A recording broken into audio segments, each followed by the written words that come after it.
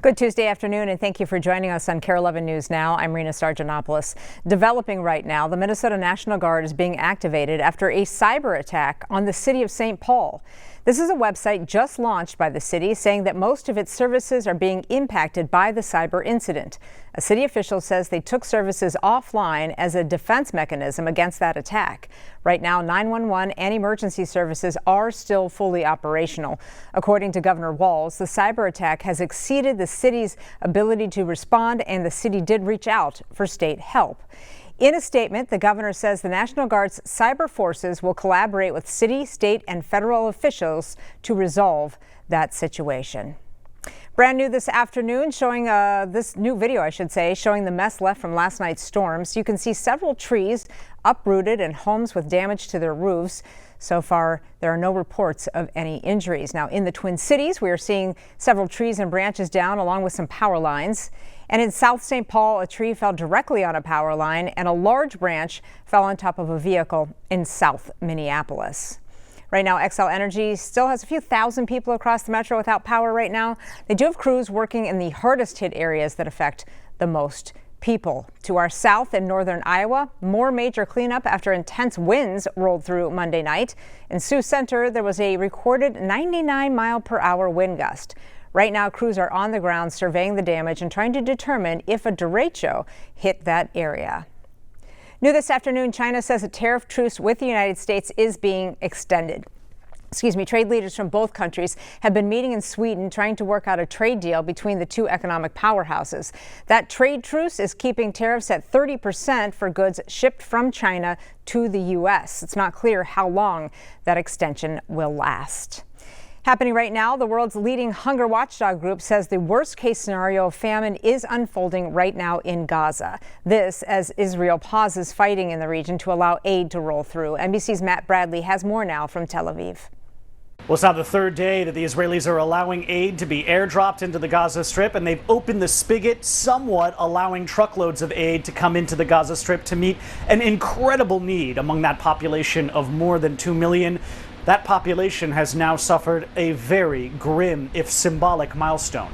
60,000 people have now been killed ever since those October 7th, 2023 attacks, about 22 months of war. And this means that we're still seeing those numbers going up. Many of them now are from starvation. Despite the fact that the Israelis have been letting aid in, we've been seeing sickening images of babies dying. More than half of those who have been killed from malnutrition over the past couple of days and weeks have been children. Now, I've been speaking with aid agencies in the Gaza Strip, and they say that even the doctors, the nurses, the rescue workers who are trying to treat patients who have been injured in these airstrikes, and even just in the past 24 hours, we've seen dozens more dead in Israeli attacks. They've said that those doctors and nurses are also suffering from severe malnutrition in some cases. Many of them can't go to work. Many of them are so fatigued it makes their jobs difficult. Many of them are taking what little food they have back to their families. So this is a situation that means that even the caregivers are having trouble taking care of all of those people in need. Matt Bradley, NBC News, Tel Aviv. This week, President Trump has acknowledged there is a serious problem happening in Gaza. His comments come amid growing global outrage as videos show desperate Palestinian civilians running after aid drops and then scrambling to get food. Now, groups here in Minnesota are pushing for immediate action. Here's Kent Erdahl.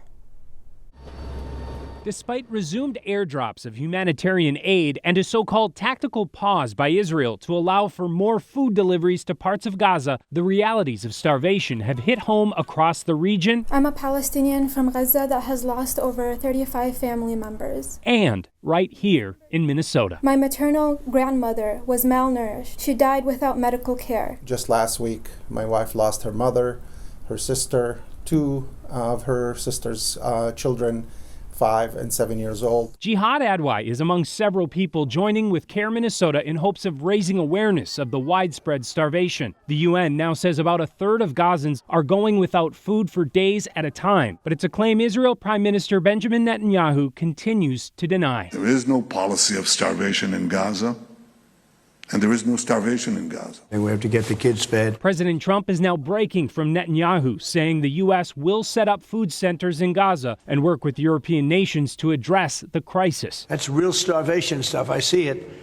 And you can't fake that. So we're going to be even more involved. When the president admits there's something, we expect actions. We don't just need words, because talk is very cheap, but we need action, and action now, because this is a dire situation that must end. That's why he and CARE Minnesota are now asking everyone to urge their lawmakers to follow through on the president's promise. This is a moment right now where people have to come together and say, not on our watch, that we will see children and mothers die because they cannot eat. Food is not to be used as a weapon. Rabbi Marcia Zimmerman, senior rabbi at Temple Israel in Minneapolis, is among a group of Jewish leaders also calling for action. A new statement from the Union for Reform Judaism calls for more distribution channels and safe sites for food, water, and medical supplies in Gaza, writing, starving Gazan civilians neither will bring Israel the total victory over Hamas it seeks, nor can it be justified by Jewish values or humanitarian law. It's hard to imagine that this tragic approach will bring home the 50 remaining hostages, including the 20 who we pray are still alive. As a religious leader, we have to be guided by peace and the hopes that we can bring the best minds, the best hearts together rather than division. Today, a Rochester man who murdered his parents and 2 siblings with an axe when he was 16 years old is a free man. David Braum was released from prison overnight after spending 35 years behind bars. Braum used a state law passed in 2023 to gain his freedom. The law allows juveniles sentenced to life in prison the opportunity to appear before a supervised release board and present evidence of personal growth and rehabilitation after they have served 15 years. David Braum is now 53 years old. Happening today, a discussion on security changes at the state capitol. It all comes after last month's lawmaker shootings that killed Melissa and Mark Hortman and injured John and Yvette Hoffman. State Patrol says they will be hiring a third-party expert to conduct a full security assessment. Right now, Minnesota Governor Tim Walz is ordering the suspension of Medicaid payments to dozens of housing stabilization companies. The move comes in the wake of KARE 11's investigation that exposed widespread fraud allegations in the state's program to help the homeless find housing. Earlier this month, there were federal raids. Now the governor says he's using one of the new fraud reform measures passed by the legislature to stop payments to 50 housing stabilization providers while the fraud investigation plays out. And I will tell you just candidly, I am using one aggressively today and stopping payments to most of the people involved in this program. Those have happened today, and the payments that were scheduled to go today are not going out to them.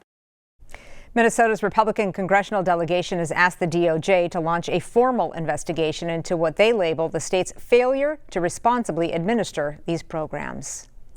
An emotional day in New York City where flags are flying at half-staff to honor the police officer killed in a deadly shootout inside a Park Avenue high-rise on Monday. 4 people in all were killed. Investigators say the gunman opened fire with a military-style rifle during a busy rush hour time. Police say the suspect took his own life after the shooting. Investigators believe the man was acting alone and that any threat to the public is over. There was a note found at the scene where the shooter cited the NFL, saying his mental illness may have been caused by him playing football. Investigators are now looking into whether that is the reason he targeted the Park Avenue building that housed the NFL offices.